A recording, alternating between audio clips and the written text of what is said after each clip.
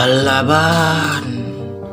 Adakah jalan menuju Halaban selain isak dan teriakan yang menembus sunyi membawa tualang tak pulang? Di mana ia tak ingat lagi lemang panggang di diang api kesemuan? Adakah jalan menuju Halaban selain rimba raya penuh sesak suara bedil dan anyir pepohonan dari bebatuan lembah berlumut? Adakah tumpangan menuju lumbung kopi?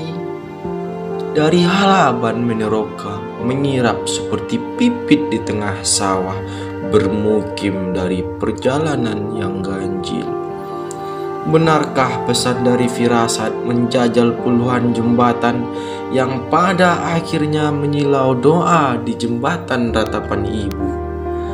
Dialah petualang yang ganjil telah mengirap, berkubang dengan sekian perjalanan, menembus jalan-jalan gamang dari gerilyawan tak bernama, dari orang-orang yang ikut meneroka. Meneroka? Apa yang telah dibawa dari perjalanan panjang? Tumpangan ke lumbung kopi atau hanya sebuah pelesiran dari rombongan ganjil mencari tempat surup hanya untuk melihat para tualang datang menebas semak menjadikan pusat perjalanan orang asing? Untuk dicatat, sekarang mereka butuh perjalanan singkat tapi lebih rumit, lebih sulit dari Meneroka. Sayap patah, mengirap tak sanggup pulang. Di manakah jembatan ratapan ibu? Selain sejarah kelam dan kekuasaan, selebihnya hanya tinggal teriakan lemang panggang. Apa yang ditunggui ibu di jembatan?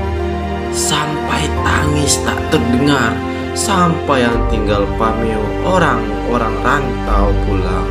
Karantau madang di ulu, babuah babu balun, marantau bujang dahulu di kampung Paguno Balun. Lalu yang tinggal hanya kenangan, Halaban dan lumbung kopi. Doa dari ibu-ibu kehilangan ratapan. Tapi benarkah ada tumpungan dari Halaban ke lumbung kopi lewat jalur ratapan ibu?